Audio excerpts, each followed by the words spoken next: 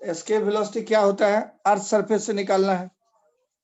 तो अर्थ के सरफेस से अगर आप फेंक देते हैं किसी पत्थर को बाहर ऊपर कुछ वेलोसिटी से, तो कुछ देर जाके इसका वेलोसिटी जीरो हो जाता है ग्रेविटी के चलते, ग्रेविटी पुल के चलते, फिर आ जाता है लौट के, फिर फेंक दिए ऊपर, फिर फेंक दिए ऊपर तो और ऊपर जाएगा, फिर फेंक दिए ऊपर तो और ऊपर जाएगा, और जोर से फेंके तो और ऊपर जाएगा, फिर लौट के आ जाएगा। ये अर्थ है। जमीन पे खड़े होके पत्थर को फेंक दिया आप ऊपर कुछ वेलोसिटी से, ये गया, वेलोसिटी जीरो हो गया, लौट गया, और जोर से फेंके और ऊपर गया, फिर लौट गया, और जोर से फेंके और ऊपर गया, फिर लौट गया। इतना जोर से फेंकना है ताकि इसके ग्रेविटेशनल फील्ड से ये बाहर चला जाए, लौटे ही नहीं। एक पत्थर को अर्थ के सरफेस इतने जोर से फेंकिए कि इसके ग्रेविटेशनल फील्ड से बाहर चला जाए। तो ग्रेविटेशनल फील्ड कहां तक अर्थ का रहता है, इनफाइनाइट दूरी तक रहता है। तो इन्फिनिटी पे पोटेंशियल एनर्जी को क्या मानते हैं हम लोग, जीरो मानते हैं। यहाँ पे पोटेंशियल एनर्जी को क्या मानते हैं, यहाँ पे पोटेंशियल जीरो मानेंगे, फोर्स वहां पे जाके जीरो हो जाए, अट्रैक्शन। तो उतना मिनिमम वेलोसिटी देना है ताकि ये जस्ट इसके ग्रेविटेशनल फील्ड से बाहर जाके इसका वेलोसिटी जीरो हो जाए। फाइनल वेलोसिटी इस पत्थर का ग्रेविटेशनल फील्ड के बाहर, मतलब इनफाइनाइट दूरी पे जीरो हो जाए, तब उस वेलोसिटी को हम लोग बोलेंगे एस्केप वेलोसिटी। अर्थ के सरफेस एक पत्थर को आप कम वेलोसिटी से फेंकेंगे तो लौट के वापस आ जाएगा, और जोर से फेंकिएगा तो थोड़ा ऊपर से जाके लौट के वापस आएगा, और जोर से फेंकिएगा तो और ऊपर से आएगा। इतना जोर से फेंकिए कि वापस ही नहीं आए। मिनिमम उतना वेलोसिटी देना है कि जस्ट वापस नहीं आए, मतलब इसके ग्रेविटेशनल फील्ड से बाहर चला जाए। तो अर्थ का फोर्स अटैक करने का पावर इनफाइनाइट सेपरेशन तक रहता है। फोर्स का फॉर्मूला आता है G(m1m2/r²), r infinity, force zero. Infinite separation पे पोटेंशियल एनर्जी जीरो बोलते हैं। तो मिनिमम वेलोसिटी इतना देना है ताकि यहाँ पे इंफिनिटी पे जाके फाइनल वेलोसिटी जस्ट जीरो हो जाए या कुछ वेलोसिटी बचे नहीं। अगर इससे ज्यादा वेलोसिटी दे दीजिएगा तब यहाँ कुछ वेलोसिटी बचेगा तो भी बाहर चला जाएगा। तो इसके वेलोसिटी किसको बोलते हैं, minimum velocity, so that it just reaches out of the gravitational field. It is the minimum velocity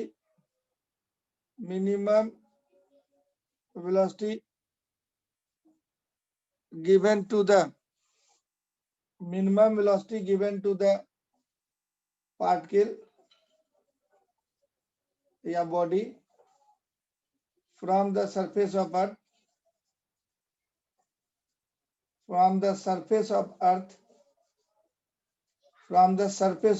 such that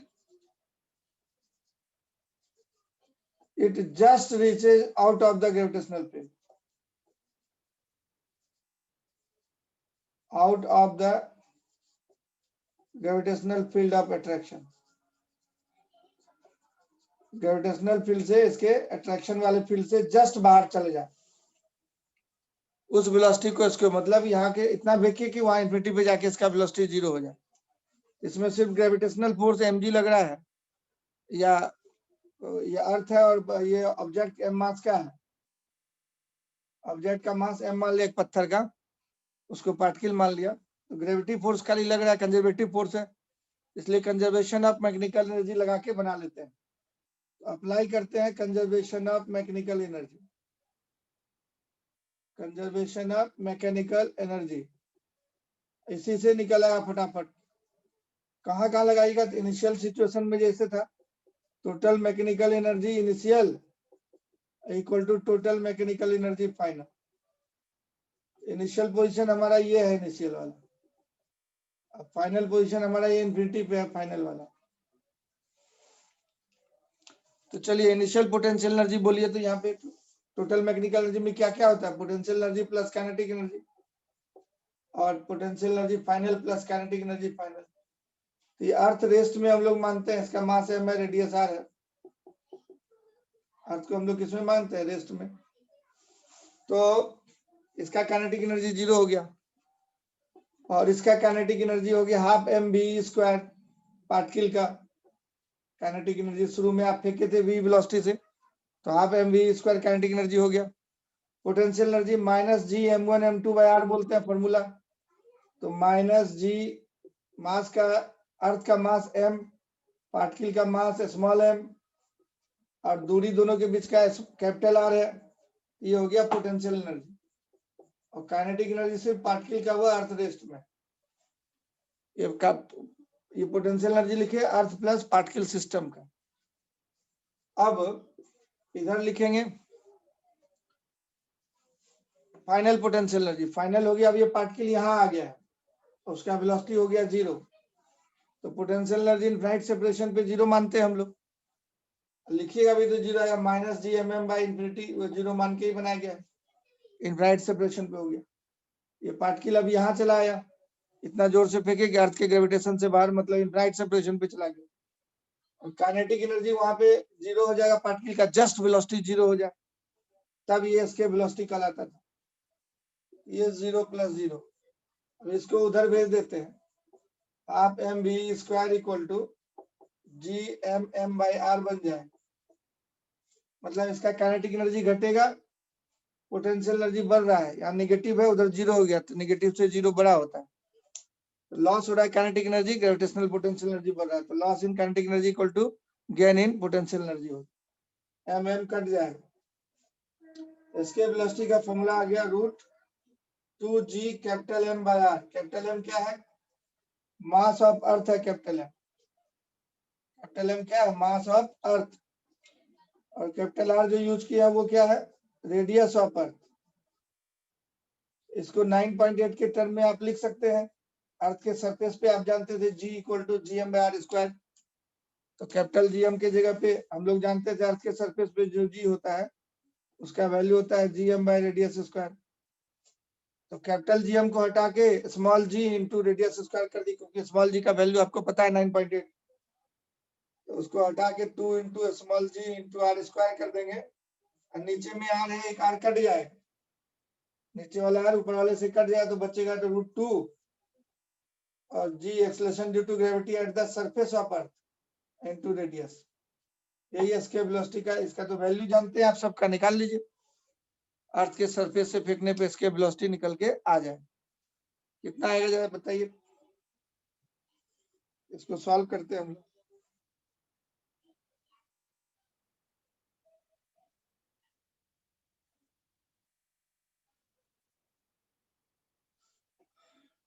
समझ में आया यहाँ तक? और नोट किए तो ओके लिखिए, समझ में आया तो यस लिखिए।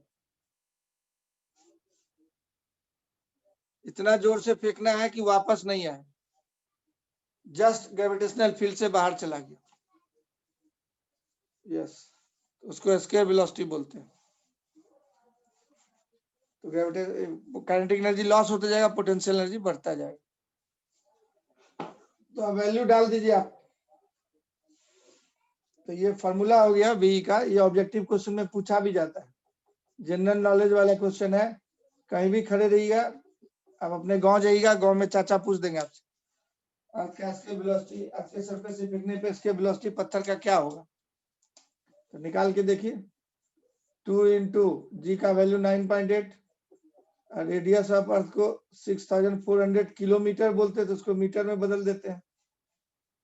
अब एक जीरो इसका इसको दे देंगे तो 98 बन जाएगा ये।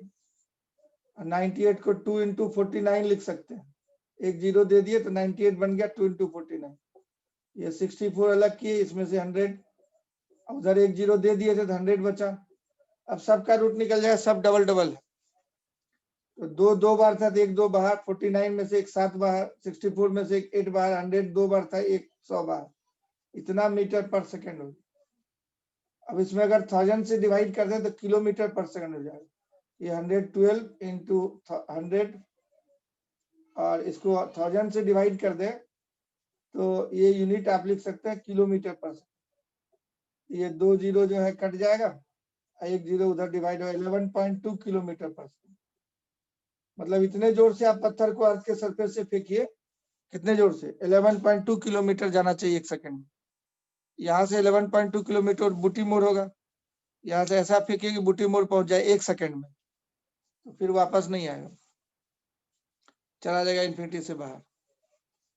11.2 किलोमीटर पर second is the escape velocity of A particle from surface of अर्थ। ये अर्थ के सरफेस से, अब बोलिए सर हम अपार्टमेंट में रहते हैं, अपार्टमेंट के ऊपर से फेंकेंगे तब वेलोसिटी कम देना पड़ेगा, तो ऑब्वियस है कम देना पड़ेगा, क्योंकि अब कम हाइट से आपको फेंकना है, दूरी कम हो जाएगा थोड़ा। यहाँ इतना बड़ा आपका अपार्टमेंट है, यहाँ से फेंकिएगा तो इसके वेलोसिटी थोड़ा कम हो जाएगा। तो ये भी कभी कभी क्वेश्चन पूछ देता है, escape velocity from H height above the surface of अर्थ, तो वो अब करने वाले हैं। इसको नोट करके ओके लिखिए जल्दी से, समझ गए तो।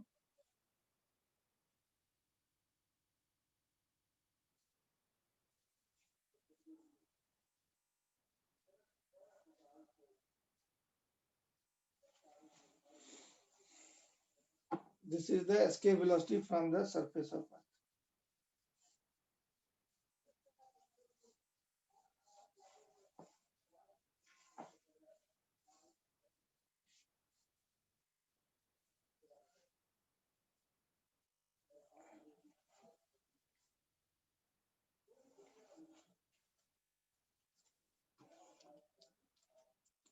अब बी वाला पार्ट हम लोग देखें, एस्केप वेलोसिटी। अब एस्केप वेलोसिटी सुन के स्टूडेंट खाली 11.2 किलोमीटर पर सेकंड मान लेता है, तो सरफेस ऑफ अर्थ से था ना, क्वेश्चन में दे देगा कि 20 मीटर ऊपर से फेंके। H height above the surface of from h height above the surface of earth, ऐसा दिया रहेगा। तो उसी तरह से वही कंसेप्ट लगा के बनाएंगे।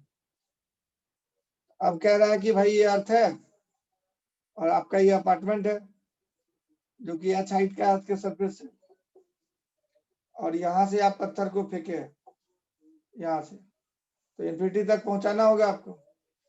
तो जस्ट यहाँ पे जाके वेलोसिटी 0 होनी चाहिए, इतना वेलोसिटी दीजिए, तो मान लिया कि v वेलोसिटी दिया, और यहाँ पे जाके इसका वेलोसिटी फाइनल 0 होगा। किसको फेंके? एक बॉल को फेंक दिया, m मास का बॉल, अर्थ का मास m। तो वही काम करते हैं हम लोग, potential energy initial plus kinetic energy initial equal to potential energy final plus kinetic energy final. Initial potential energy बोली अर्थ प्लस पार्टिकल का दूरी होगी r प्लस h, तो minus G m into m1 m2 by distance r plus h। Kinetic energy earth rest में है, खाली particle का होगा हाफ mv स्क्वायर, और इनफाइनाइट सेपरेशन पे ये पार्टिकल जब यहाँ पहुंच गया मास वाला, इनफाइनाइट सेपरेशन पे पोटेंशियल एनर्जी 0, और ये जस्ट रेस्ट में पहुंचेगा तब इसको इसके वेलोसिटी बोलेंगे, वो 0। काइनेटिक एनर्जी रेस्ट में आगे वो पत्थर इतना जोर से फेंके कि बस जाके वहां रुक गया। तो इस तरह से हाफ mv स्क्वायर, ये loss in potential kinetic energy equal to gain in potential energy, mm cut जाएगा। अब v में फॉर्मूला में हो जाएगा √2gm bye r plus h। पहले यहाँ पे r लिखा था, यहाँ r कैपिटल R, अब r प्लस h आ गया। अब gm को हम लोग हटा देंगे, ये जानते थे 9.8 का वैल्यू ऐसे होता है, तो कैपिटल gm के बदले g at surface into r square डाल देंगे, 2 into g at surface into r square और divided by r plus h। तो पहले यार 0 था तो एक r कट जाता था, इस बार कटेगा नहीं, ऐसा ही रहे। तो this is the escape velocity at height above the surface of, यही फॉर्मूला हो गया, H height above the surface of अर्थ। तो इसको आप लिख सकते हैं, एक आर को इसके नीचे ला सकते हैं, एक आर को इसको नीचे लाइएगा तो ये हो जाएगा पहले वाला जैसा √2gr हो गया, और आर को इसके नीचे के नीचे डिवाइड किया तो r बाय r 1 हो गया प्लस h बाय r, ऐसा हो जाएगा। तो थोड़ा कम हो जाएगा, पहले √2gsr आता था, अब इतना एक्स्ट्रा आ गया, इतना से डिवाइड कर दिए तो थोड़ा कम हो गया। ऊपर वाला सॉल्व करते हैं 11.2 किलोमीटर पर सेकंड आता है, उसमें उसमें इससे डिवाइड करना पड़ेगा। अब हाइट अगर 0 है तब √2gr हो जाएगा। लिख लिए? यस और नो?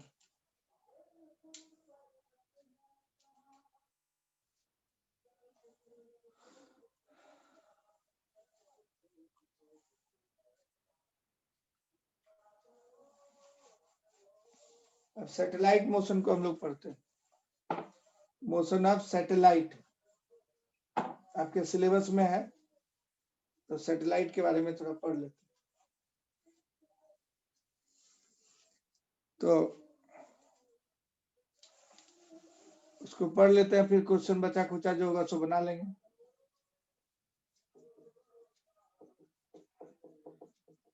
तो मून जो है अपना अर्थ का नेचुरल सैटेलाइट है, प्लेनेट अर्थ का नेचुरल सैटेलाइट मून है। तो अब इसमें एक टर्म होता है जियो स्टेशनरी सैटेलाइट। ये स्पेशल तरह का सैटेलाइट है। जियो का मतलब होता है भू, भू मतलब पृथ्वी, अर्थ, जियो मीन्स अर्थ हुआ, स्टेशनरी मतलब रुका हुआ। अर्थ से देखने पे जो सैटेलाइट आपको रुका हुआ नजर आए, तो अर्थ के इक्वेटोरियल प्लेन में ये लाई करता है जियो स्टेशनरी। जैसे अर्थ है अपने एक्सिस पे घूम रही है और टाइम पीरियड इसका 24 घंटा है, 24 घंटे में एक चक्कर मार लेती है, और ये इसका इक्वेटर कहलाता है अर्थ का। इसी इक्वेटोरियल प्लेन में आप चलते चले जाइए, चलते चले जाइए, चलते जाइए। मान लीजिए अलाउद्दीन का चादर मिल गया, इक्वेटर पे बिछा दिए और चलते चले गए आगे आसमान में, बड़ा चादर था ऐसे। तो यहाँ पे इसके इक्वेटोरियल प्लेन में जाइएगा तो यहाँ पे सैटेलाइट मिलेगा। अब ये सैटेलाइट जितने से अर्थ नाच रहा है उतना ही से ये चक्कर काट रहा है, इसका भी ओमेगा वही हो जाए, सेम एज अर्थ है ना। आप कहीं दूसरे स्टार में जो फिक्स्ड है वहां से देख रहे हैं तो दोनों आपको रेस्ट में नजर आएगा। अर्थ जितने से नाच रहा है, ये जितने से नाच रहा था ये भी उतना ही से नाच रहा है दोनों, तो लगेगा कि एक साथ ही है, एक साथ जा रहा है। इसका जो स्पीड है आपको रोटेट करने का और इसका जो स्पीड है सेम है, खाली वो अलग दूरी पे है। ये हाइट h हो जाएगा यहाँ से और ये रेडियस r है। अर्थ के सरफेस से h हाइट पे है जियो स्टेशनरी सैटेलाइट, तो इसका भी स्पीड होगा उतना ही, इसका भी टाइम पीरियड 24 आवर, तभी सैटेलाइट को जियो स्टेशनरी सैटेलाइट बोले। तो क्या क्या सीखे जियो स्टेशनरी सैटेलाइट के बारे में? It lies in the equatorial plane of earth, it lies in the equatorial plane of earth, equatorial plane of अर्थ।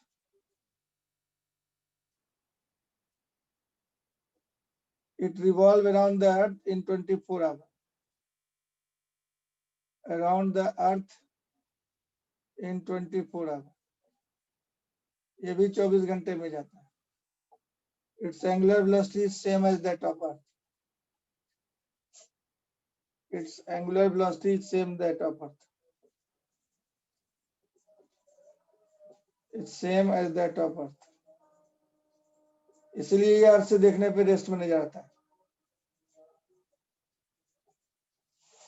तो किसी इनर्शियल फ्रेम से देखिएगा तो दोनों घूमता आएगा नजर एक ही स्पीड से, अर्थ पे खड़े होकर देखिएगा तो ये रेस्ट में नजर आएगा। As seen from the earth,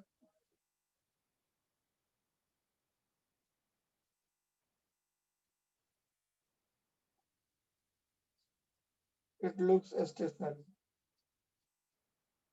stationary, इसलिए इसको जियो स्टेशनरी सैटेलाइट बोले, है ना। तो अब रेडियस मालूम है आपको, तो और एच हाइट पे जी जानते थे आप, अट्रैक्शन, तो इसका कितना हाइट होगा वो आप निकाल सकते हैं। जियो स्टेशनरी सैटेलाइट का हाइट अर्थ के सरफेस से आप निकाल सकते हैं।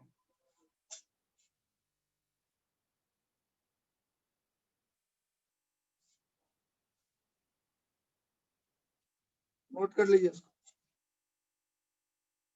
जल्दी से नोट कर लीजिए। कुछ पूछना है तो पूछ सकते हैं, इसमें कोई दिक्कत है तो पूछ सकते हैं।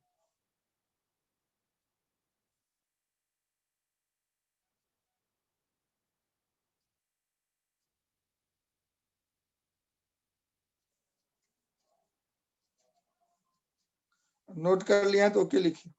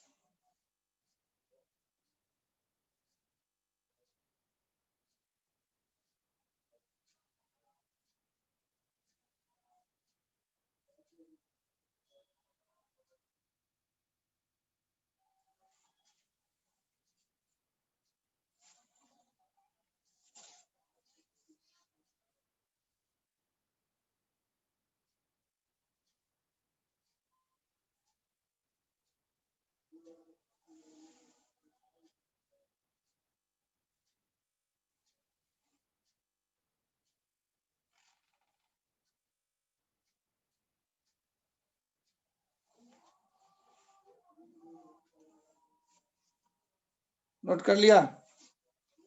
मिटा दें? जियो स्टेशनरी सैटेलाइट अर्थ के इक्वेटर में रहता है और ये हाइट लगभग 36,000 किलोमीटर लगभग होता है। कैलकुलेट आप कर सकते हैं, सैटेलाइट पर आएंगे अभी, कैलकुलेट कर सकते हैं height of Jio stationery satellite from earth surface.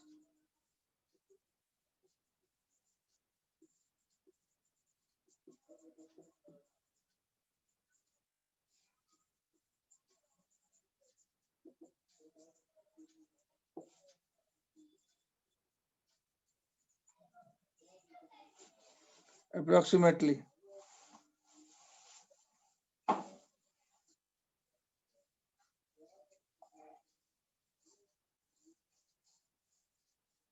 देखिए, अब जियो स्टेशनरी सैटेलाइट का देख लीजिए, अब जनरल कोई भी सैटेलाइट का इंट्रोडक्शन देखिए।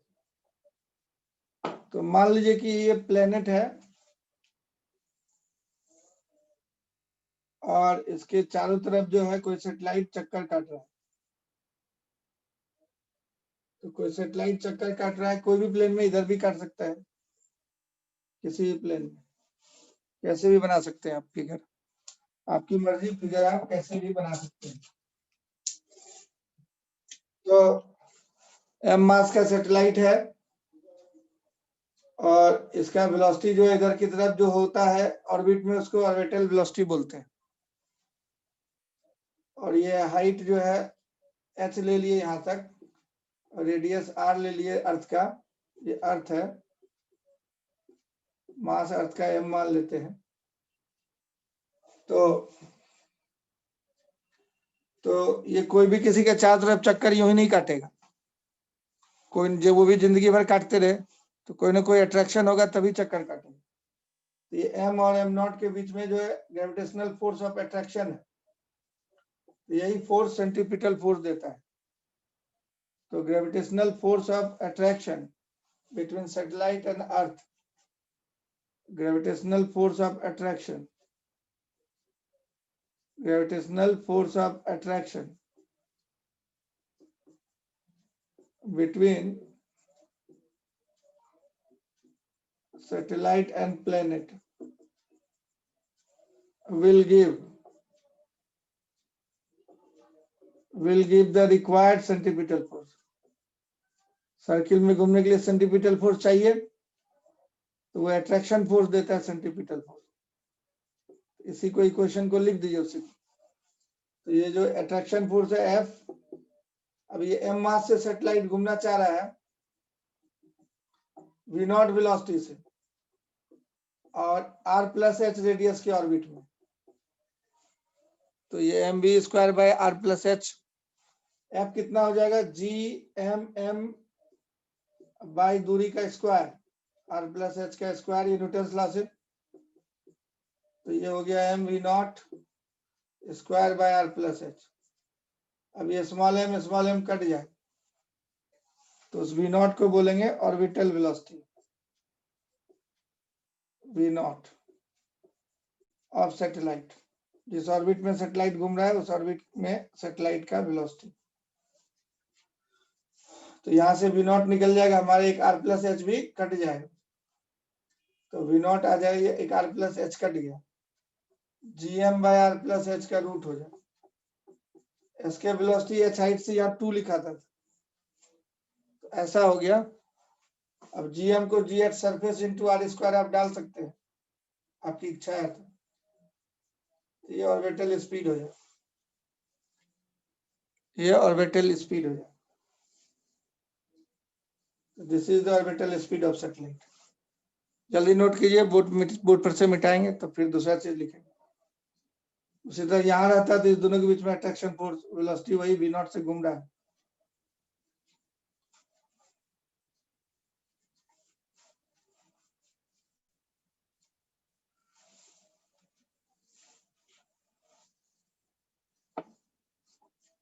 अब एक चक्कर मारने का टाइम पूछता है कभी कभी क्वेश्चन में, एक चक्कर मारने में कितना टाइम लगेगा, उसको बोलते हैं time period of 1 revolution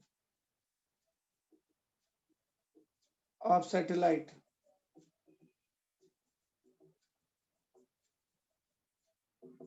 around planet.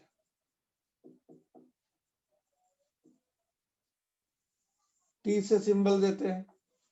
एक चक्कर मारा तो कितना हुआ, circumference by speed, distance by speed बोलिए, distance covered along circumference by speed of satellite in orbit।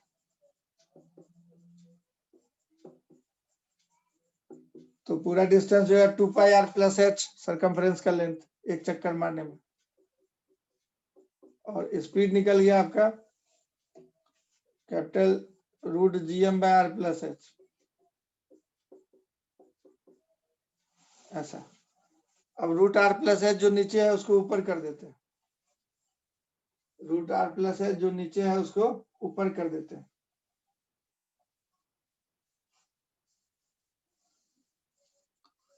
तो ये हो जाएगा 2 pi by root GM into R plus H into root R plus H, ऊपर चला गया रूट, तो ये हो गया टी स्क्वायर कर दे यहाँ पे, तो 4 pi square by GM square, ये सब कांस्टेंट है। अगर अर्थ है ये तो मास पर डाल दीजिए।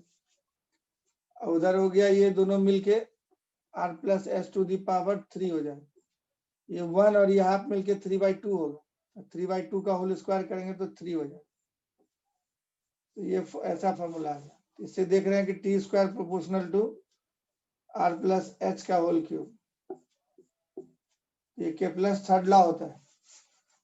तो अगर सर्कुलर ऑर्बिट मान लिया सेटेलाइट का, तो केप्लर्स थर्ड लॉ ये होता है टाइम पीरियड का स्क्वायर इक्वल टू सेटेलाइट का जो डिस्टेंस था सेंटर से उसका क्यूब।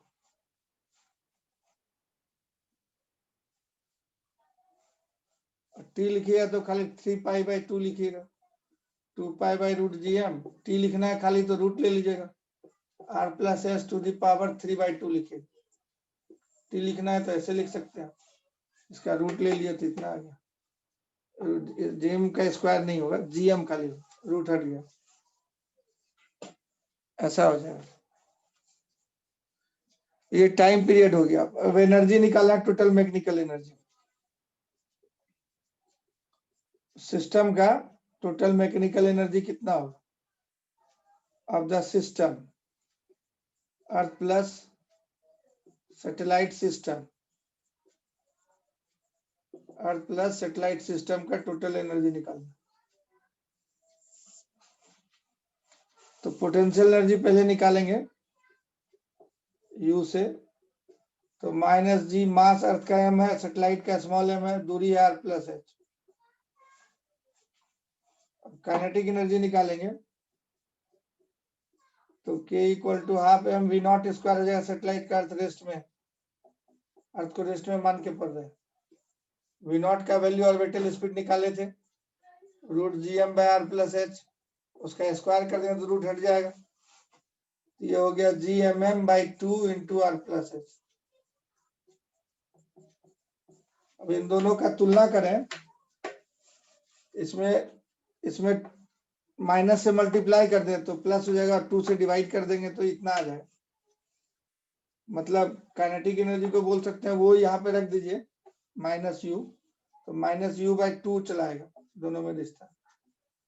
यहाँ से देख रहे हैं इसमें माइनस से मल्टीप्लाई करें 2 से डिवाइड कर दें तो काइनेटिक एनर्जी आ जाएगा, तो K equal to minus U by 2 हो जाएगा। तो जितना यू है उसमें माइनस हाफ से मल्टीप्लाई कर देंगे तो के आ जाएगा काइनेटिक एनर्जी। अब टोटल एनर्जी निकालना है, टोटल एनर्जी निकालना है तो काइनेटिक प्लस पोटेंशियल एनर्जी जोड़ देंगे, तो टोटल मैकेनिकल एनर्जी टीएमई लिखे, इस इसका सिंबल दिए, काइनेटिक प्लस पोटेंशियल। काइनेटिक को माइनस यू बाई 2 बोलते थे, पोटेंशियल को यू बोलते हैं, तो ये यू बाई 2 हो गया। अब यू लिखा हुआ है उसमें खाली 2 से डिवाइड कर देना, तो इसका मतलब E बराबर हो गया U/2। अब U/2 में से माइनस उधर बोल देंगे तो इसको माइनस के भी बोल सकते हैं, मतलब काइनेटिक एनर्जी में खाली माइनस लगा देना है, -gmm/2 R+H, या U में 2 से डिवाइड कर देना है। ये हो गया टोटल एनर्जी का कहानी। तो टोटल एनर्जी निगेटिव आया है। टोटल मैकेनिकल एनर्जी निगेटिव का मतलब सिस्टम बॉन्डेड है, मतलब सैटेलाइट जिंदगी भर घूमते रहेगा प्लेनेट के चारों तरफ। Mechanical energy is negative, so system is bonded. तो मून घूमते रहता है इसके चारों तरफ, जैसे न्यूक्लियस के चारों तरफ इलेक्ट्रॉन घूमते रहता है तो उसका भी टोटल एनर्जी निगेटिव आता है। निकाले थे ना ऑर्बिट में इलेक्ट्रॉन की एनर्जी एटॉमिक स्ट्रक्चर में, -1/4πε0 का square 2π² Z² E4m/n²h²। Atomic structure में ये निकलवाया हुआ केमिस्ट्री का टीचर। nth ऑर्बिट में टोटल एनर्जी वो भी निगेटिव आया था। इसका मतलब सिस्टम बॉन्डेड है, इलेक्ट्रॉन न्यूक्लियस के चारों तरफ घूमते रहे। ये हो गया टोटल एनर्जी का फॉर्मूला। नोट कर लीजिए जल्दी से, नोट करके ओके लिखिए।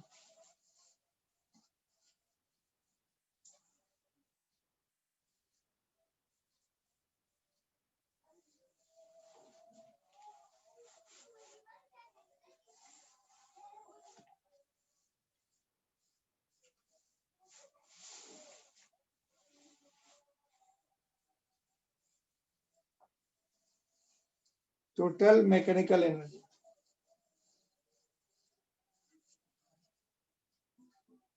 अब एक टर्म आता है बाइंडिंग एनर्जी। इस सिस्टम को, अर्थ प्लस सैटेलाइट सिस्टम को तोड़ने के लिए, अर्थ के बाउंडेशन से, अट्रैक्शन से सैटेलाइट को दूर करने के लिए जितना एनर्जी देना पड़ेगा वो बाइंडिंग एनर्जी कहलाए। It is the energy required to break the bonded system। दोनों को फ्री करने के लिए। तो जितना बाइंडिंग एनर्जी, जितना टोटल एनर्जी है उसके बराबर एनर्जी देना पड़ेगा। इसलिए बाइंडिंग एनर्जी का वैल्यू हो जाता है magnitude of total energy, magnitude of total mechanical energy, magnitude of total mechanical energy. Value, उसके वैल्यू को बोलते हैं बाइंडिंग एनर्जी। जितना जोड़े रखने के लिए जरूरत है उसके बराबर विपरीत दे दीजिएगा, तो ये हो जाएगा +gmm/2 R+H। बाइंडिंग एनर्जी कहलाएगा। उसको टोटल एनर्जी को माइनस में लिखते हैं, उसको प्लस में लिखते हैं।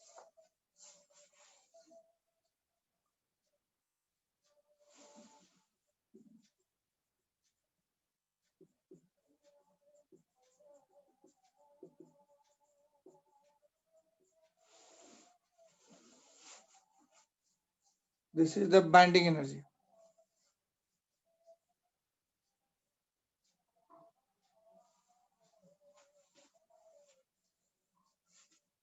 नोट कर लिए।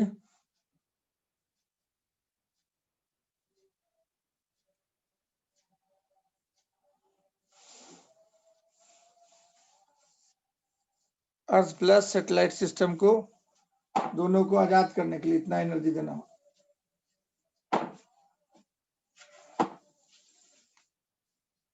अब आगे एक चीज है Kepler's law of planetary motion. ये एग्जाम पॉइंट ऑफ व्यू से इंपॉर्टेंट है।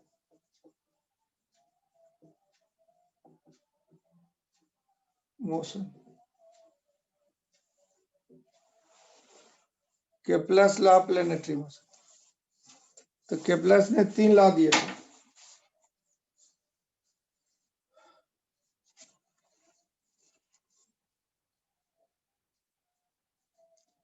तीन लॉ में पहला लॉ क्या था? Law of orbit, first law.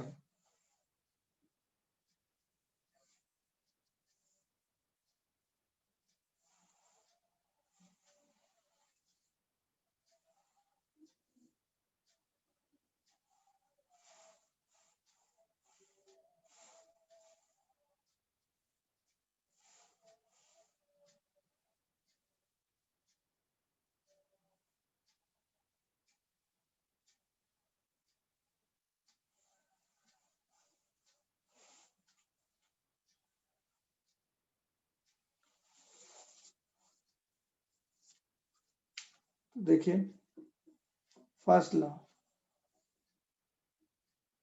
इसको लॉ ऑफ ऑर्बिट बोलते हैं।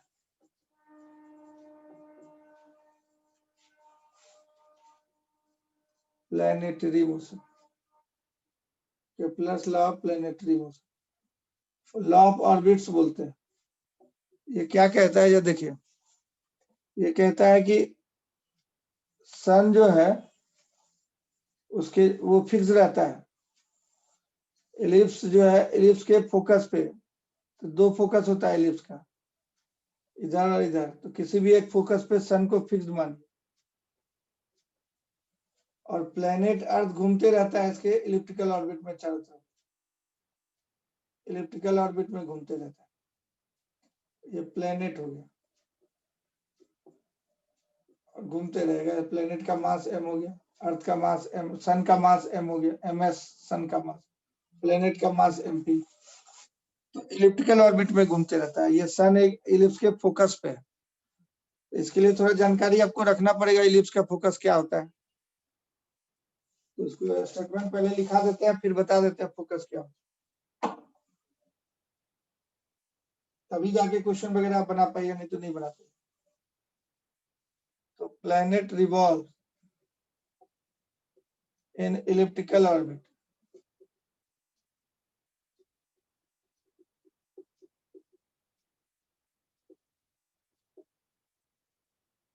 around the sun fixed at one focus of earth, one focus of ellipse, one focus of ellipse, any one focus of ellipse।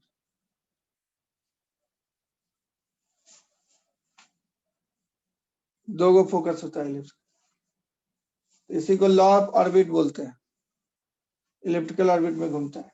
तो सब knowledge about ellipse देख लीजिए आप, ellipse क्या होता है मैथमेटिकल फिजिक्स में बताए थे, फिर से एक बार देख। जैसे घर में आप कार्डबोर्ड ले लीजिए, ड्राइंग बोर्ड, उस पर दो पिन जो है, या नोटिस बोर्ड जो होता है वैसा दो पिन चुभो दीजिए, एक धागे का माला बना लीजिए, इस पिन में वो माला पहना दीजिए और पेंसिल से टाइट किए रखिए।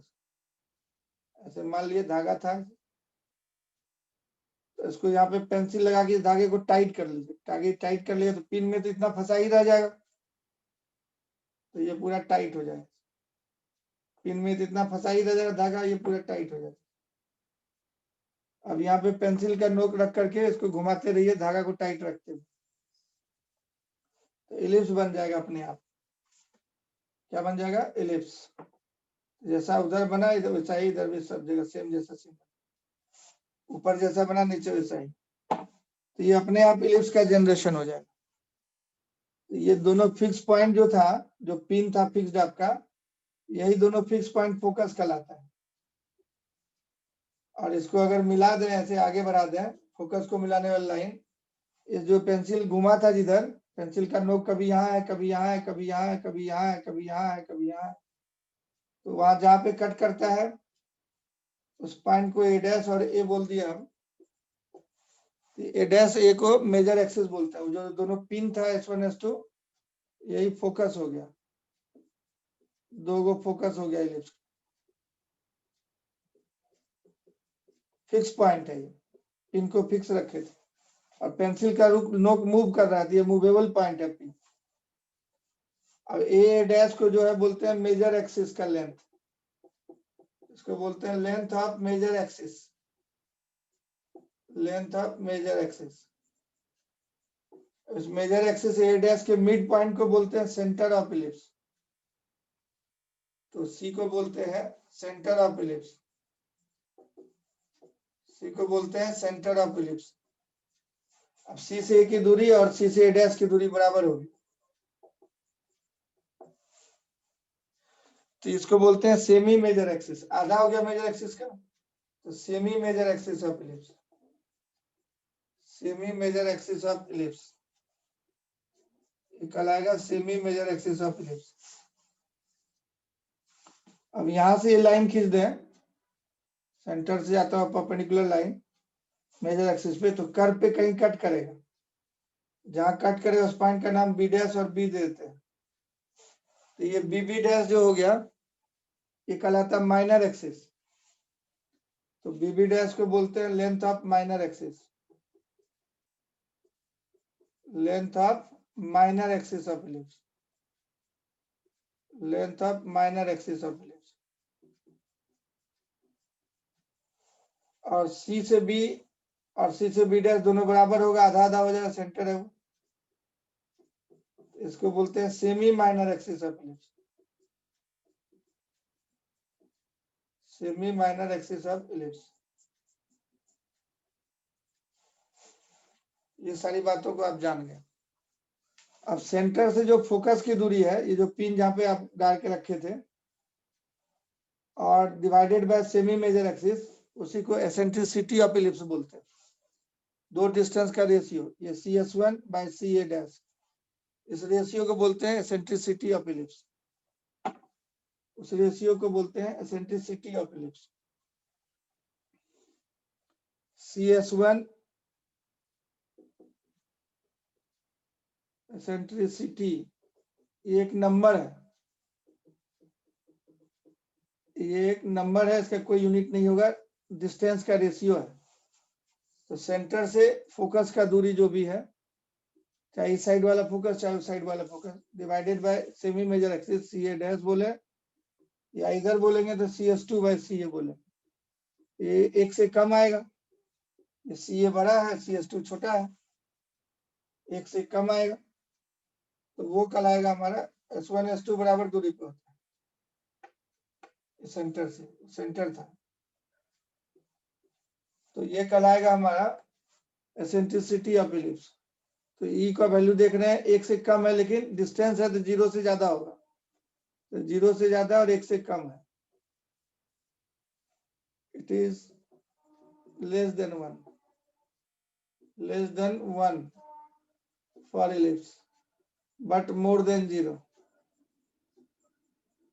इक्वल टू 1 भी नहीं होगा फॉर इलिप्स।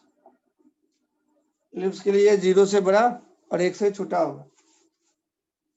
अब जरा देखिए, इस पे गौर कीजिए कि जो धागा घूम रहा था, माला जो आप पहनाए थे, तो ये S1 से S2 तक तो माला हमेशा फंसा रहेगा, अपना धागा जितना था। इसके बगल से जो धागा गया था, ये वाला लेंथ और ये वाला लेंथ, ये जो है बदल रहा है। अभी ये इतना है, ये इतना है। अब P पॉइंट यहाँ चला गया अगर, तो ये वाला धागा का लेंथ बढ़ जाएगा, इस वाले का घट जाएगा, लेकिन दोनों का सम उतना ही रहेगा जितना शुरू में था। तो मतलब दोनों फोकस से ये मूविंग पॉइंट का दूरी का जोड़ हमेशा कांस्टेंट रहेगा। मतलब ये दोनों रस्सी का लेंथ जितना शुरू में है, इधर भी चला जाए तो एक बढ़ जाएगा, दूसरा घट जाएगा। P डैश पे चला गया तो उसका लेंथ या P1 पे चला गया, P से घूमते घूमते, तो इन दोनों रस्सी का लेंथ उतना ही होगा जितना शुरू में।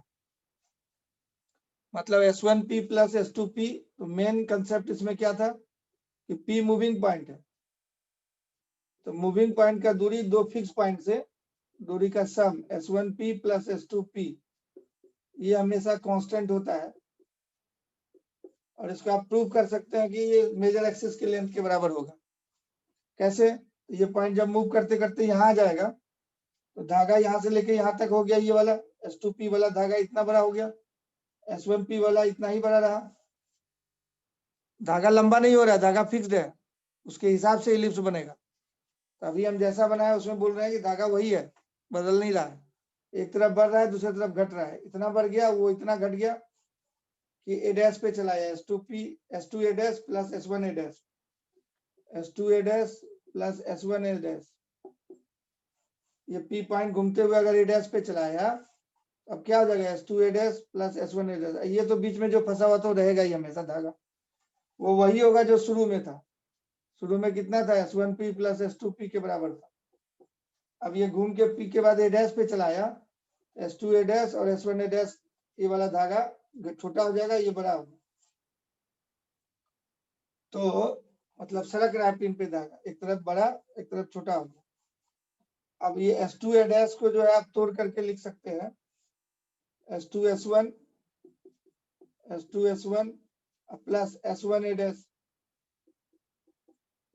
और S1 A डैश और S2 A डैश दोनों सिमेट्रिक है, दोनों बराबर होता है। इस S1 A डैश को हम लोग लिख सकते हैं S2 A। अब देख लिए टोटल दूरी A/S2 plus S2 S1 plus A dash S1, ये मिला के पूरा A डैश हो जाएगा, ये पूरा मिला के A डैश हो जाएगा। तो इस तरह से मूव करता है, ये हमेशा लेंथ ऑफ मेजर एक्सिस के बराबर होता है। लेंथ ऑफ मेजर एक्सिस उतना ही होना चाहिए जितना इन दोनों धागे का जोड़ है, उतना ही ये पूरा लेंथ होगा। हम लोग थोड़ा बड़ा बना दिया है, फिगर में दिख रहा है, हाथ घुमाए थे फ्री हैंड से आप, लेकिन पेंसिल धागा में फंसा के बनाएगा तो एकदम सही बनेगा। थोड़ा और फुल जाएगा और थोड़ा नजदीक से जाएगा, तो लेंथ ऑफ मेजर एक्सिस के बराबर है। तो ये मेन कंसेप्ट है। मतलब उसका डेफिनेशन दे सकते हैं, it is a locus. Locus मतलब बिंदु पथ, बिंदु का रास्ता, पॉइंट का रास्ता लोकस कहलाता है। पॉइंट जिस रास्ते पे मूव कर रहा है वो लोकस कहलाता है। It is the locus of a moving point such that its distance, sum of its distance from two fix point is always constant, है ना। तो इसका क्या डेफिनेशन देंगे, it is the locus of a moving point such that sum of its distances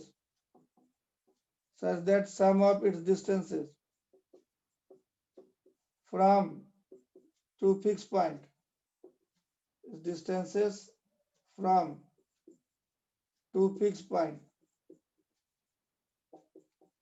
is constant। तो अगर ये ध्यान में रख के खींचेंगे तो इलिप्स बनेगा। इस तरह से घूमना चाहिए कि इसका डिस्टेंस इन दोनों का सम हमेशा सेम रहे, तो इलिप्स बन जाएगा। यहां तक समझ में आया जो बातें बताए हम?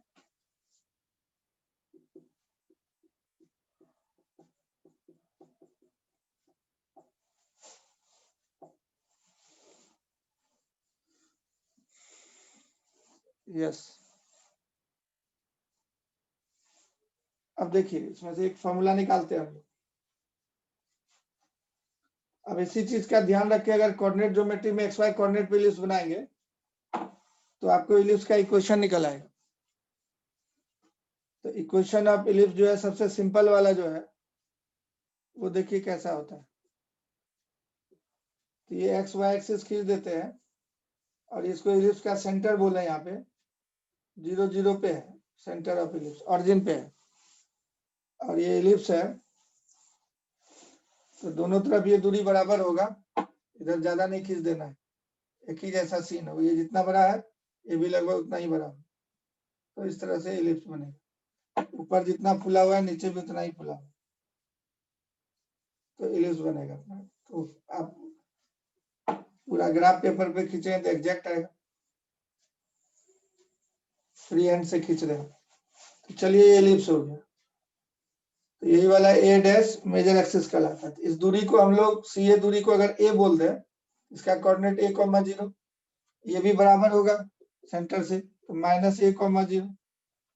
इस दूरी को B बोल दें, जितना ऊपर है उतना ही नीचे होगा, इसका कोऑर्डिनेट 0,B, इसका कोऑर्डिनेट जो है 0,-B, B डैश।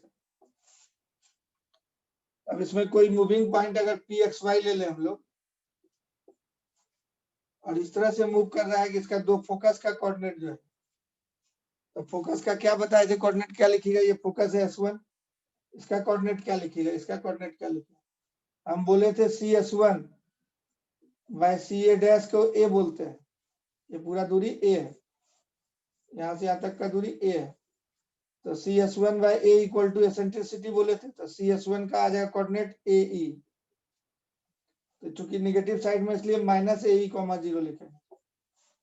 उसी तरह से इधर बोले थे CS2 भाई ये पूरा दूरी A है, इसको भी एसेंट्रिसिटी बोलते हैं, तो CS2 बराबर AE आ जाएगा। ये दूरी AE हो जाएगा, तो ये पॉजिटिव साइड में है इसलिए इसको +AE,0 लिखेंगे। अब फोकस का भी कोऑर्डिनेट समझ गए, क्या लिखेंगे, AE,0। तो अब ये मूविंग पॉइंट का दूरी अगर यहाँ से और यहाँ से निकालना था हम लोग को, और उसको मेजर एक्सिस के बराबर करना था, तो डिस्टेंस फॉर्मूला से ये डिस्टेंस निकालेंगे, डिस्टेंस फॉर्मूला से ये डिस्टेंस निकाल लेंगे, दोनों पॉइंट का कोऑर्डिनेट मालूम है, और जोड़ के बराबर a डैश मतलब 2a के बराबर कर देंगे। सॉल्व करेंगे तो इक्वेशन निकल के चला है, सॉल्व करेंगे तो इक्वेशन निकल के चला है। तो ये जो मेन चीज था कि इस तरह से मूव करता है पॉइंट पी कहीं पे एक्स वाई, जनरल पॉइंट ले लिया एक्स वाई, ये मूव करने वाला एक्स वाई बदलता रहेगा, ताकि यहाँ पे S1P प्लस S2P बराबर 2a होता है।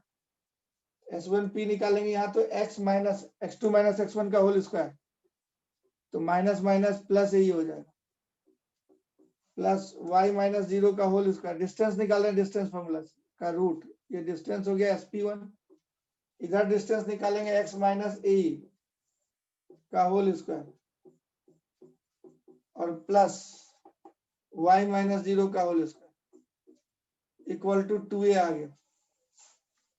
इसको सॉल्व करेंगे हम लोग, आफ्टर सॉल्विंग इसको उस साइड ले जाके स्क्वायरिंग करेंगे और सॉल्व करेंगे तो इक्वेशन आ जाएगा इस तरह का, X square by A square plus Y square by B square equal to 1। बोलिए सर ई वाला टर्म कहाँ गया?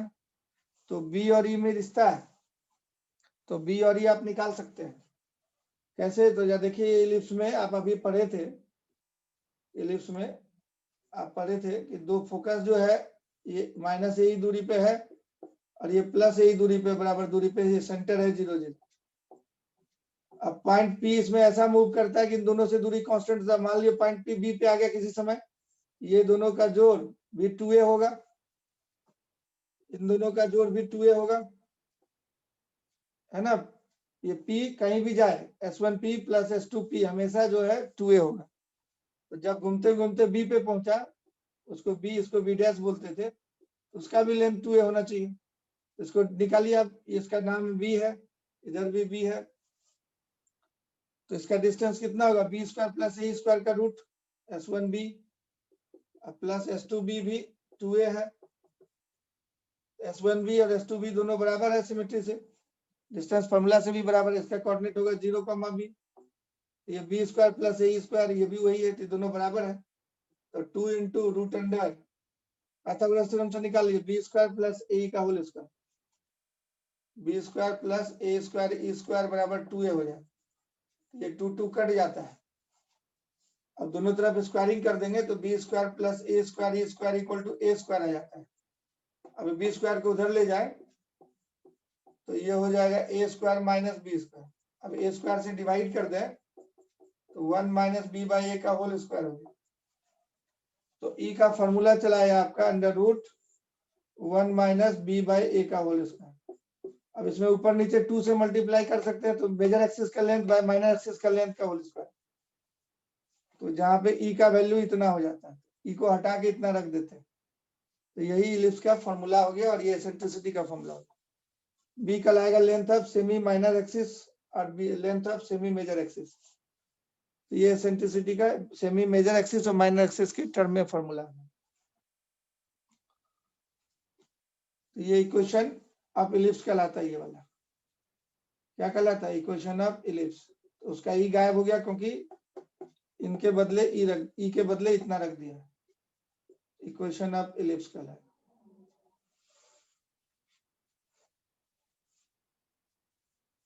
इसका प्रूफ यहाँ दिया हुआ है, ये कैसे हुआ उसका प्रूफ दिया हुआ है।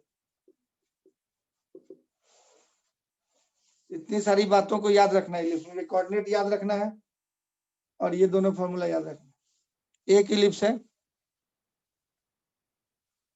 इलिप्स है और वो निकाल लेते।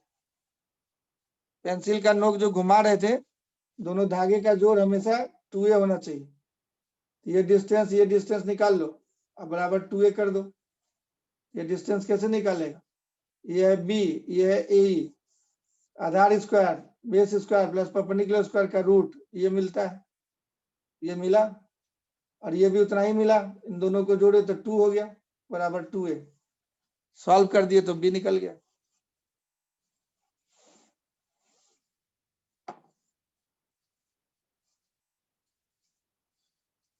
तो इलिप्स के बारे में इतना जानकारी रखना पड़ेगा।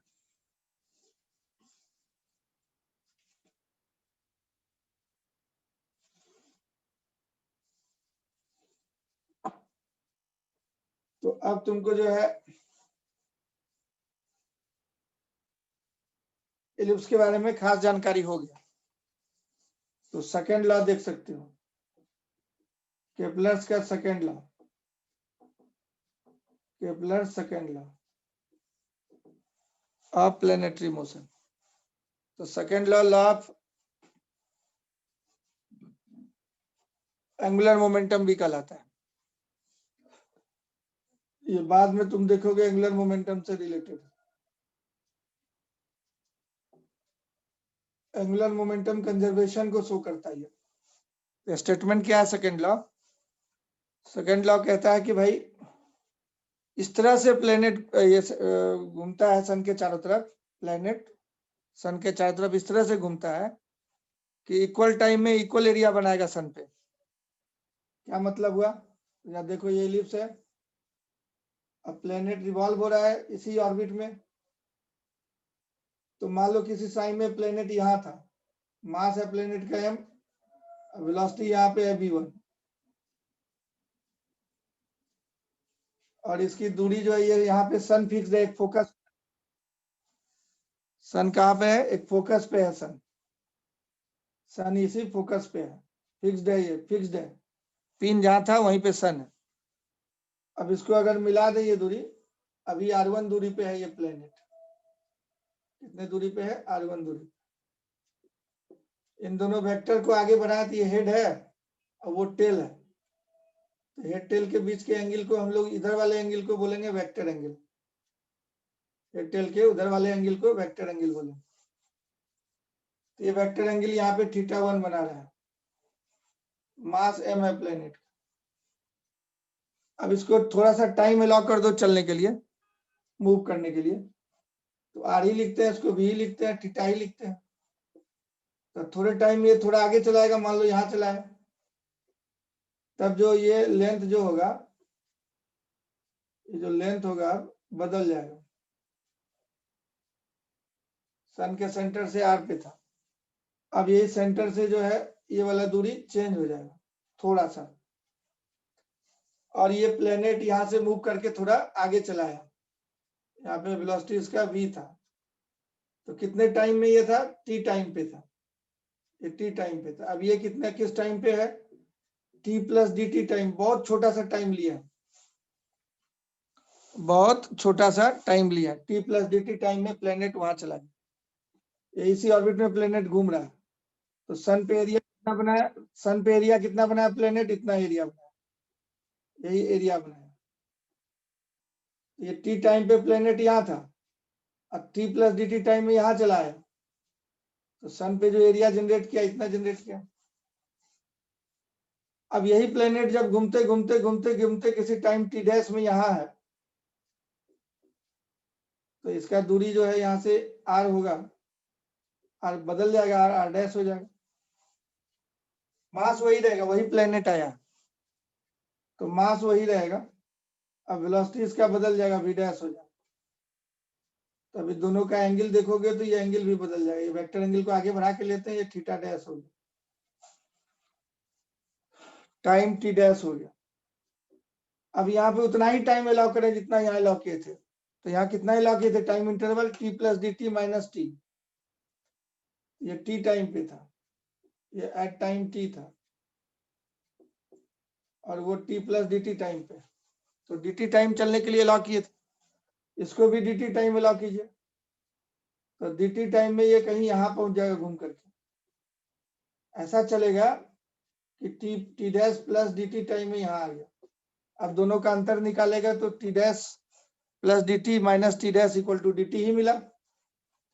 तो इतना एरिया जनरेट कर लिया सन पे, ये पूरा एरिया बनाया इतना, ये डॉट डॉट वाला एरिया सन पे बना दिया।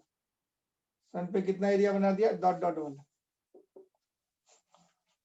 है ना।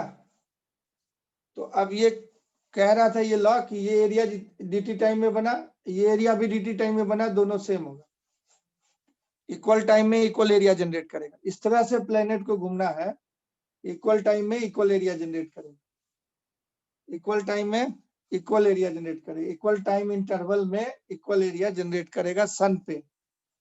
तो ये यहाँ से यहाँ चला गया, एरिया इतना बना। अब उतना ही टाइम में ये यहाँ से घूम के तेजी से, मतलब स्पीड इधर बढ़ जाएगा, उसका स्पीड कम रहेगा। तो चूंकि लंबाई में ज्यादा है तो ये चौड़ाई में ज्यादा हुआ, इसका लंबाई कम है तो चौड़ाई में ज्यादा हुआ, तो दोनों मिलके बराबर हो जाएगा, दोनों बराबर होना चाहिए। तो मतलब ये एरिया अगर यहाँ डीए बनाया dt टाइम में, तो ये एरिया भी डीए बनाया dt टाइम, यही कह रहा है। तो इन dt टाइम में इक्वल एरिया बनाया, एरिया जनरेटेड dt हुआ, एरिया जनरेटेड डीए हुआ, इन dt टाइम में एरिया जनरेटेड डीए हुआ, डीए एट सन। इसलिए यूनिट टाइम में जो एरिया बनाएगा, in unit time area generated कितना हो जाएगा, dA by d t at sun. इसी डीए बाई डी टी को बोलते हैं कांस्टेंट हो गई, पर सेकंड में एरिया जनरेट करेगा वो सेम होगा, 1 सेकंड में एरिया ये जितना बनाएगा 1 सेकंड में एरिया वो भी उतना ही बनाएगा। इसको बोलते हैं areal velocity. DA by d t is known as, गौर से देखना डिस्टेंस नहीं है, ये एरिया है। DA by d t is known as areal velocity, dA by d t is known as areal velocity, AV कर देते हैं एरियल वेलोसिटी। यूनिट भी बदल जाएगा, एरिया का यूनिट होता है मीटर स्क्वायर, टाइम का यूनिट होता है सेकंड, तो मीटर स्क्वायर सेकंड हो गया। यूनिट ऐसा यूनिट इसका क्या हो जाएगा, एरिया का यूनिट मीटर स्क्वायर, टाइम का सेकंड, ये मीटर पर सेकंड नहीं है, वेलोसिटी समझ के मीटर पर सेकंड नहीं समझना, इसका नाम होता है एरियल वेलोसिटी। तो एवी को बोलते हैं एरिया जनरेटेड पर सेकंड, एरिया जनरेटेड पर सेकंड। इसको सिंपल तरीके से बोल सकते हैं हम लोग, एरियल वेलोसिटी कांस्टेंट रहता है, ऐसे भी बोल सकते हैं इस लॉ को। तो चलो इस लॉ को लिख देते हैं, planet revolves in such a manner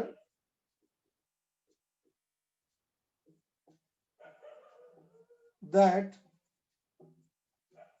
it generates equal area in equal interval of time, equal area in equal interval of time, in equal time interval at sun। इस तरह से प्लैनेट रिवॉल्व करता है कि वो इक्वल एरिया जनरेट करता है equal interval of time. इसी को अदर स्टेटमेंट दूसरे तरीके से बोल सकते हैं, सेकेंड लॉ को दूसरे तरीके से बोल सकते हैं, areal velocity of planet is constant, मतलब एरिया जनरेटेड पर सेकेंड हमेशा सेम रहेगा, areal velocity of planet is constant.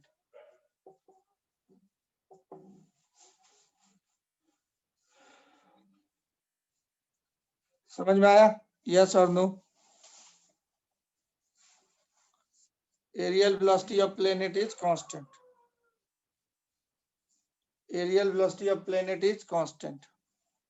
इस तरह से मूव करता है कि एरियल वेलोसिटी कांस्टेंट हो, इक्वल टाइम में इक्वल एरिया जनरेट करेगा, 1 सेकंड में सेम एरिया बनाएगा हर जगह। 1 सेकंड घूमने के लिए मौका दिया, तो दूर है जब सन से प्लैनेट, लंबाई ज्यादा है चौड़ाई कम होगा, नजदीक है तो ये कम है, इसका दूरी कम है तो चौड़ाई ज्यादा हो जाएगा, ये दूरी ज्यादा है तो चौड़ाई कम होगा, तो एरिया इक्वल टाइम में इक्वल बनाएगा, इसी को सेकंड लॉ बोलते हैं।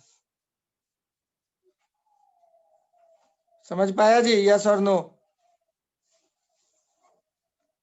यस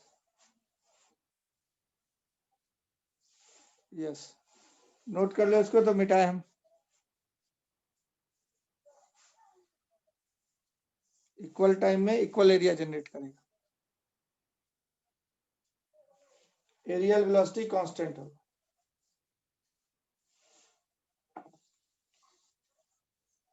शॉर्टकट में लिख सकता है एरियल वेलोसिटी कांस्टेंट होगा, एरियल वेलोसिटी कांस्टेंट होगा, शॉर्टकट में लिख सकता है। उसी को और अच्छे से देखें हम लोग, और गौर से देखें, तब क्या नजर आएगा। तो सेकंड लॉ तुम देखा कि areal velocity is constant, areal velocity of planet about sun is constant, about sun is constant, यही नहीं देखा सेकंड लॉ भी। इसी को और खोलते हैं और जरा अच्छे से देखते हैं, एरिया निकाल के देखते हैं। तो देखो और इसको अंदर में घुसते हैं। ये एलिप्स है, गौर से देखना इस बार ध्यान से, मैथमेटिक्स लगा रहे हैं। यहाँ पे तुम्हारा पिन था, मतलब फोकस था, यहीं पे सन है, फिक्स्ड है। अब ये प्लेनेट किसी समय यहाँ पे है, इस रेडियस को बढ़ा दिए क्योंकि ये हेड है। अब वेलोसिटी का टेल इसके टेंजेंट की तरफ होगा, इसको बढ़ा दिए, इस एंगल को थीटा बोल रहे हैं। ऐसे इस एंगल को क्या बोल रहे हैं? थीटा। किसी टाइम टी में है वहां, है ना, किसी टाइम टी में है वहां। ये सेंटर है इलिप्स का, this is the centre of ellipse. अब बहुत थोड़ा सा टाइम देंगे, ये एंगल थीटा है ना, बड़ा बड़ा नहीं बना के थोड़ा छोटा बना लें। तो अब बहुत छोटा सा टाइम देंगे तो ये घूम करके यहाँ पे चला आएगा, dt टाइम मान लो दिया, ये ए पॉइंट पे था या पी पॉइंट पे था, पी डैश पे चला आया मान लो प्लेनेट घूम के। कितने टाइम में? dt टाइम में। तो बहुत छोटा टाइम होता है dt, तुमको पता है, ये t प्लस dt टाइम में यहाँ आ गया। तब ये एरिया को हम लोग निकालना चाहते हैं। तो ये दूरी चूंकि टाइम बहुत कम है, तो ये दूरी बहुत कम होगा पीपी डैश। तो पीपी डैश को तुम बोल सकता है for small time interval velocity is constant. Small time dt में वेलोसिटी को बोलेंगे कि जितना t पे था यहाँ तक वही रहा, तो उस दूरी को, उसको तब हम लोग बोलेंगे v इंटू डी टी। क्या होगा? v into D T. उस ट्रायंगल को या इस सन को s से लिख देते हैं, उस ट्रायंगल को नीचे बना लेते हैं। ये देखो, ये s था, ये p डैश था, और ये p है, और ये करीब करीब स्ट्रेट लाइन हो गया। क्योंकि बहुत छोटा टाइम में है तो ये दूरी v dt है। ये दूरी क्या है? v dt। एरिया निकालना है हमको। एंगल देखो, ये बाहर वाला एंगल जो है इधर से इसको ऊपर बढ़ाए हुए हैं डॉट डॉट करके, ये बाहर वाला एंगल तुम्हारा है यहाँ पे थीटा, तो अंदर वाला ये एंगल हो जाएगा 180 माइनस थीटा, 180 माइनस थीटा हो जाएगा। और ये पूरी दूरी थी r, ये पूरा दूरी है r, इसका नाम है s, फोटो में देखो s, यहाँ p डैश है तो ये p डैश है, यहाँ p है तो ये p लिखे है। वही फोटो बाहर निकाल के बनाए, यही एरिया निकालना है। यहाँ से परपेंडिकुलर डालना होगा हमको, half into base into height लगाना चाहते हैं। ये पूरा दूरी यहाँ से यहाँ तक r है, तो बेस हो गया r, परपेंडिकुलर निकालना है। तो ये दूरी है v dt, ये है 180 माइनस थीटा, तो v dt cos थीटा ये हो जाएगा, v dt sin थीटा ये हो जाएगा, p डैश m निकाल सकता है। तो p डैश m1 कितना हो जाएगा तुम्हारा? तो v dt into sine 180 minus theta, ये r है तो ये r cos थीटा होता है, r sin थीटा होता है, उसका दूरी है v dt। तो ट्रायंगल में हम लोग बोलेंगे इसको p डैश m1 को v dt sine 180 minus theta को साइन थीटा बोलते हैं। Sine 180 minus theta sine theta ही हो जाता है, ट्रिग्नोमेट्री में जानते हैं ये हम लोग। तो ये दूरी निकल गया। अब एरिया निकालो, इसी एरिया को डीए बोल रहे थे हम, इसी का एरिया डीए निकालना है। तो एरिया डीए निकालो, कितना हुआ? Half into base into height formula से निकालें। तो बेस तुम्हारा हो गया ये वाला r,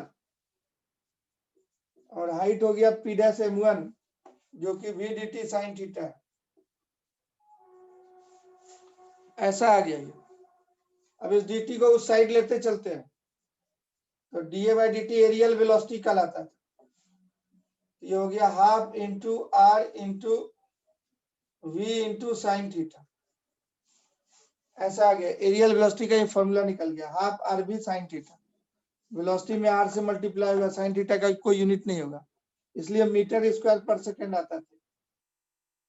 यहाँ तक समझ गया है? थोड़ा जगह चाहिए और तब फिर आगे बढ़ाएंगे। एरिया निकाले, इसका एरिया निकाले, उसी को बाहर बना दिया, साफ सुथरे ढंग से अलग से दिखाए, half into base into height लगाए।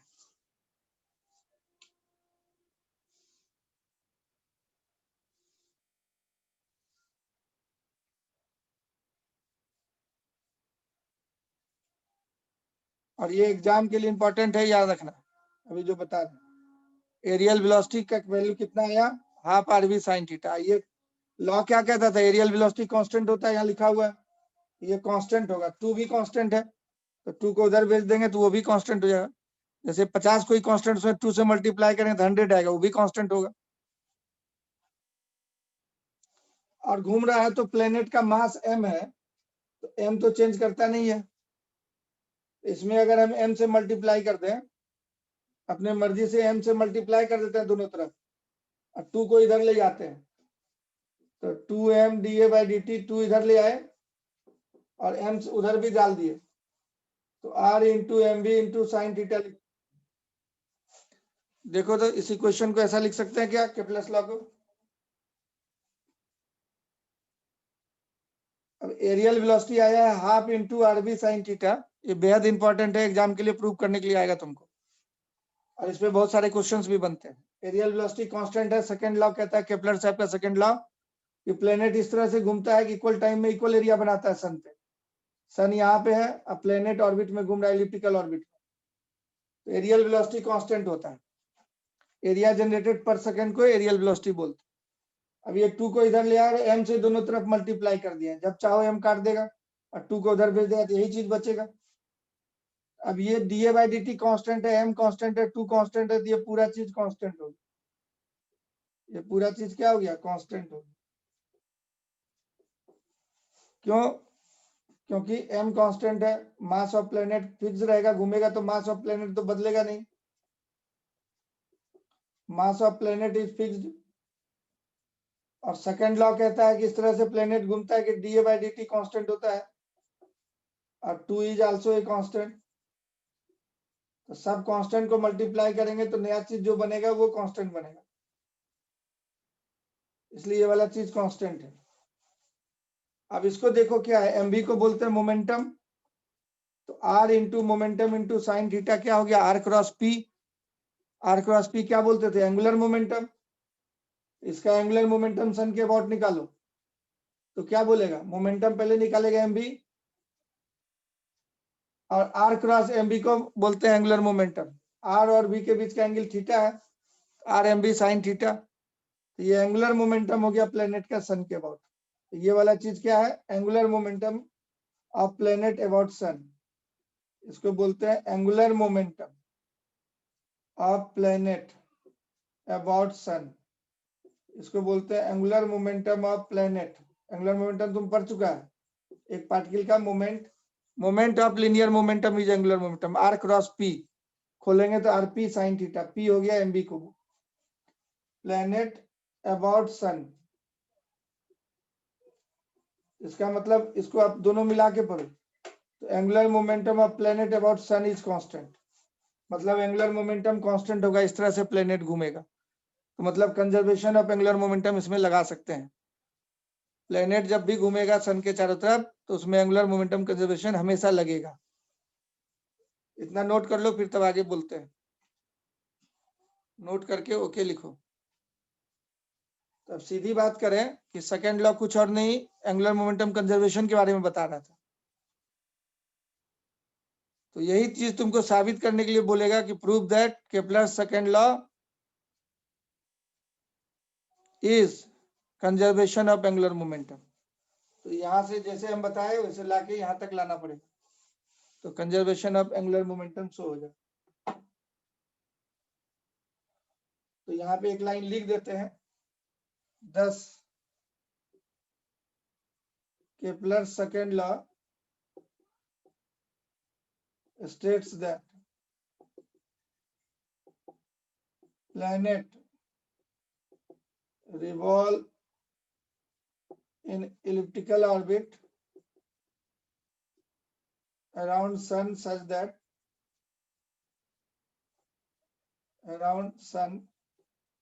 fixed at a focus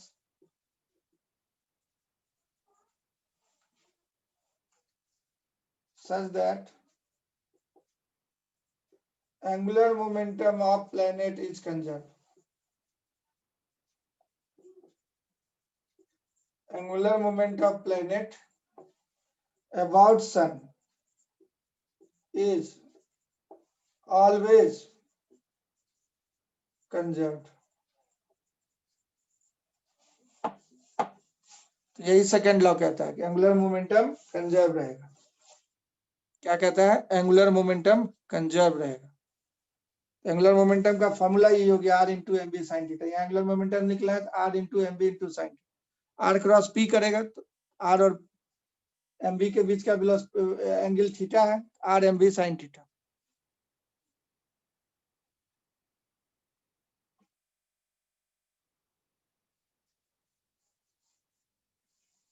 मिटा दें?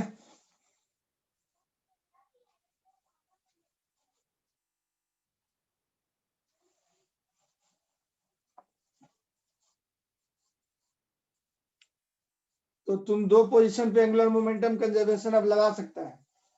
अब जब भी जो है ये सोलर सिस्टम में प्लेनेट घूम रहा है सन के चारों तरफ इलिप्टिकल ऑर्बिट में, सन होता है इस फोकस पे फिक्स रहता है, अब प्लेनेट घूमते रहता है इलिप्टिकल ऑर्बिट में, तो कभी यहाँ है कभी यहाँ है, मास तो वही रहेगा प्लेनेट का, वेलोसिटी बदल जाएगा। जब दूर रहता है तो वेलोसिटी कम, नजदीक रहेगा वेलोसिटी बढ़ जाएगा।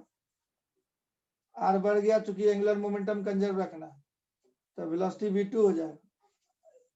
दोनों का प्रोडक्ट ये r1 है, इसका एंगल जो है हम लोग θ1 बोलते हैं, इसका एंगल को हम लोग θ2 बोलते हैं। ये वेक्टर एंगल है तो ये वेक्टर है वो वेक्टर है, तो वेक्टर में हेड को बढ़ा के एंगल लेते थे हम लोग, हेड और टेल रहता था, ये हेड को बढ़ा के लेते हैं एंगल, हेड और टेल रहता है। मास प्लेनेट का m है, मास प्लेनेट का m है, तो यहाँ पे एंगुलर मोमेंटम जितना होगा सन के अबाउट यहाँ भी उतना ही होगा। तो यहाँ एंगुलर मोमेंटम कितना होगा?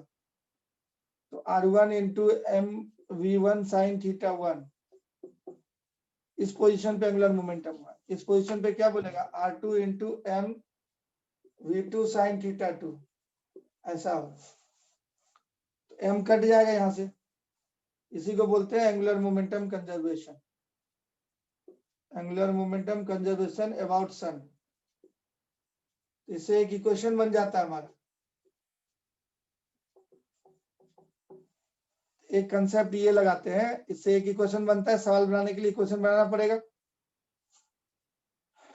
तो ये θ1 दे देगा, r1 दे देगा, v1 दे देगा, मास दे देगा, मास तो कट भी जाए कोई दिक्कत नहीं है। यहाँ का θ2 पूछेगा, या θ2 दे दिया, v2 दे दिया, r2 पूछेगा कितना दूर है प्लेनेट, तो सब निकाल सकता है इससे। दूसरा कंसेप्ट जो है, दूसरा और एक इक्वेशन बनता है, यहाँ पे खाली कौन सा फोर्स लग रहा है? सन का मास है और ये प्लेनेट का मास है, तो सन का मास कैपिटल एम लिखते हैं, प्लेनेट का मास स्मॉल एम लिखे, तो सिर्फ ग्रेविटेशनल फोर्स लग रहा है, इसलिए कंजर्वेशन ऑफ मैग्नेटिकल एनर्जी भी लगाएंगे। तो from conservation of mechanical energy, conservation of mechanical energy, conservation of mechanical energy, तो इसका मैकेनिकल एनर्जी अभी लिखो, क्या लिखेगा? Minus G potential energy minus G M M by r1, और सन तो रेस्ट में है, फिक्स्ड है, ये मूव कर रहा है तो kinetic energy half M V one square हो जाए। यहाँ पे अब लिखो potential energy minus G M M by r2, और काइनेटिक एनर्जी बोलो प्लेनेट का half M V two square. इस तरह से दो इक्वेशन बन जाता है, यहाँ से भी स्मॉल एम कट जाएगा। यही दो इक्वेशन बना के इस चैप्टर के क्वेश्चन को सॉल्व करेंगे। अगर ऐसा रहेगा प्लेनेट अर्थ के सन के अबाउट घूम रहा है, और जो कुछ भी निकालना होगा तो यही दो कंसेप्ट बार बार लगाते हैं। अब कभी बोलेगा प्लेनेट यहाँ है, कभी बोलेगा यहाँ है, तब निकालिए वेलोसिटी कितना है, तो वो सब हम लोग निकाल सकते हैं। लेकिन तुमको हम जनरल बात बताए, इंपॉर्टेंट नोट, प्रॉब्लम बनाने के लिए ऐसे ही दो इक्वेशन बनाते हैं। तो प्लेनेटरी मोशन में सन के चारों तरफ प्लेनेट घूम रहा है, ये प्लेनेट है, रिवॉल्व कर रहा है इलिप्स में, ये इलिप्स है, तो कंजर्वेशन ऑफ मैग्नेटिकल एनर्जी लगेगा, एंगुलर मोमेंटम कंजर्वेशन लगेगा। इसी दो इक्वेशन से हम लोग प्रॉब्लम को सॉल्व करेंगे। अब केप्लर का थर्ड और लास्ट लॉ है, third law, Kepler third law. Kepler's third law easy है। तो ये कहता है कि square of the time period proportional to cube of the semi major axis. Square of the, जो घूमता है एक चक्कर मारने में जो टाइम पीरियड लगता है प्लेनेट को, square of the time period of revolution of planet, time period of revolution of planet around sun is cube of the, ये बहुत फेमस लॉ है, cube of the semi major axis, semi major axis of elliptical orbit, elliptical orbit,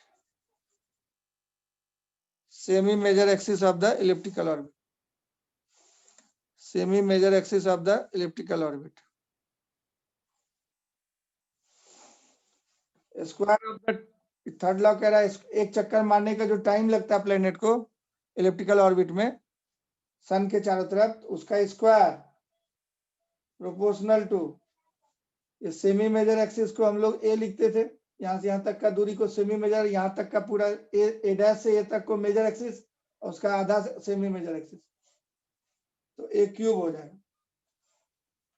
अलग अलग orbit में अगर घूम रहा है दो प्लेनेट, तो T2/T1 का whole square equal to A2 by A1 का whole cube. This is the Kepler's third law of planetary motion and this is all about Kepler's law. अब जो भी है क्वेश्चन हम लोग रेस्ट पार्ट का वो अगले क्लास में करेंगे। इतना दूर तक आप रिवाइज करके आइए, कैप्चर करके आइए, जो बचा खुचा जितना है सब करेंगे नेक्स्ट क्लास में।